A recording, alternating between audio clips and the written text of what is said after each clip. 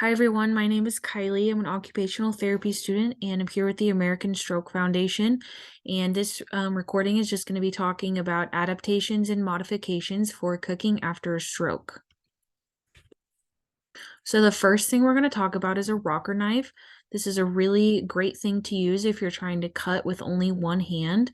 There's a lot of different versions of it, and it's just a very useful tool. It's pretty affordable. On all of these slides, I've listed kind of the average price on Amazon, and all of these can be bought on Amazon, but also various other websites. If you're interested in purchasing any of these items, you can simply Google these items. You can Amazon, Walmart, anything like that. But a rocker knife is a really great option. There's a lot of different versions, like I said. There's ones that are better for slicing, ones that are better for dicing. It really just kind of depends what you're looking for. So I would encourage you to kind of get on the internet, surf around a little bit, and see what you think might be best for you. The next is an adaptive cutting board. These average around $50 on Amazon, give or take a little bit, but these are really great. You can get a lot of different versions of them to really meet whatever needs you're having. So as a general whole, they kind of all have these spikes on them, and those are really great to use if you're trying to hold on to something in order to cut it. So you would place like the fruit or the vegetables that are shown here, you would place them on that spikes, and that's going to stabilize it for you in order to cut them. These kind of raised ridges that are on the corners of the board are really good to place like bread or anything like that in. If you're trying to, like, say, make a peanut butter and jelly and your bread keeps sliding around, if you don't want to have to poke it with those sharp prods, you can kind of slide it into that corner, and it just gives you another means of stabilizing. A lot of them come with suction cups on the bottom so that the board themselves don't move around. And then this one on the left with the lever and the kind of crazy contraption looking thing, basically what this does is you can adjust that lever, the distance from those two black prongs, and make it closer or further away. And that's just another way to hold maybe like a bigger object or a heavier object that isn't gonna be best fitted for those sharp prongs that are on there. So again, just another way that you can stabilize something to cut it. Next is going to be a jar opener. So there's a lot of different versions of this, but opening jars can be really difficult with two hands, but especially with one after having a stroke, if that's something that you're dealing with. So there's a lot of different versions of this that you can buy. They average about $15 on Amazon. Again, just depends which version you get. But I would encourage you, if you're interested in any of these, to just simply go on Amazon or Google or Walmart, anything, type in jar opener or one-handed jar opener, and all of these types of modifications are going to come up for you. The next is a can opener. So these average about $20 depending if you get an automatic one or a manual one. So the left picture and the middle pictures are all automatic can openers. They're just different versions. And then this one on the right is a manual one. Basically, you open up these handles kind of like a pair of scissors and place it on the can. And then there's kind of a spring inside that you squeeze the handles and it will open the can for you. So it works very well if you're using one hand. The next is Dysom. So Dysom is kind of a non-stick plasticky material, and it's really good to use to help stabilize things so that they don't slide around. So you could do like what this picture on the bottom right is doing and place it on your table, put your plate on it. If your cutting board doesn't have the grips on the bottom, you can buy it and put your cutting boards. If you have difficulty holding a fork, knife, anything like that, you can buy it, cut it into strips, and wrap it around the fork or any other object that you're having difficulty using, like this left picture showing. Averages about $20 on Amazon if you buy the roll, which is what this middle picture is, or you can type in Dysom mat and get more of the bottom right picture, and it's already kind of a pre-cut mat.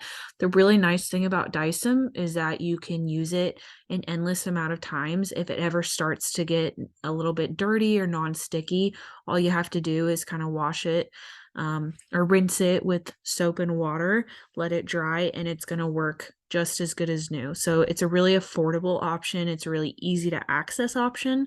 So if you're interested in that, I would definitely check it out. Another really big thing with cooking as we age, after a stroke, anything like that, or really just for anyone, is energy conservation. So making sure that we're doing things in a way that isn't more tiring than they're going to already be and is just setting us up for success. So some ways that you can do that are to store commonly used items at your countertop level to avoid more bending, reaching, and lifting. Sliding items across your countertop instead of lifting and carrying them, taking rest breaks as able, keeping a chair nearby to sit in as able, and then setting an appropriate pace when you're completing cooking tasks. So don't get in a rush and don't do things faster than you need to, and try and sit down before you cook your meal and make sort of a schedule to be able to build in rest breaks as you might need them. Next, we're going to kind of get into some visual adaptations. It can be pretty common after a stroke to have changes in your vision, or even just as we age, normally our vision changes. So it's really good to have changes in place to help make up for any problems that we might be having. So the first thing we're going to talk about is bump dots. These are a really great thing to use. They're very affordable, average about $10. Again, I think I saw them as low as $5 on Amazon. It really just depends what you get. But basically what these are colored and raised dots that have a sticky back that you can place on different surfaces to give you both a colored visual cue, but also a tactile cue for when you're feeling. So it's recommended a lot if you are commonly using like your microwave or anything like that. You can take a bump dot and place it on the buttons that you use the most. So like the start button or off button, add 30 seconds, cook time, anything like that. So this left picture is kind of demonstrating that. And then they also are showing a good example of the different kinds of bump dots you can get. So there's big circle, little circles, squares, colored, black, white, anything like that. So it just kind of gives you another cue to be able to feel, oh, I feel a small circle. I know that's my start button, and kind of help make up for any problems you might have with seeing things. And then this right picture just shows the other ways that you can use it. So you can do the microwave, the fridge, stove, a DVD player, kitchen appliances, landline phones, oven, washer and dryer, anything. The opportunities are endless. Contrast items. So this kind of depends on your specific home setup, but basically what this means is if you have like dark countertops, try to get a cutting board and utensils and items that have a contrast to that. So if you have dark countertops, don't buy a dark cutting board and dark knives and forks and spoons. Try and get bright colored ones. So if you have a dark countertop, get a light colored cutting board, excuse me. And vice versa. If you have a light countertop, table, anything like that, get a dark one. This right picture is something that you can buy that is a dual contrast cutting board, so you can flip it over to meet whatever needs you have. If maybe different areas in your home that you're kind of performing cooking tasks have different contrast. And then this middle picture is just another version of that. So using colors like red that grab your attention, that are going to stand out whether you have light or dark colored items, are always a good option. It just helps you to be able to pick them out from the background and be able to see things a little bit easier.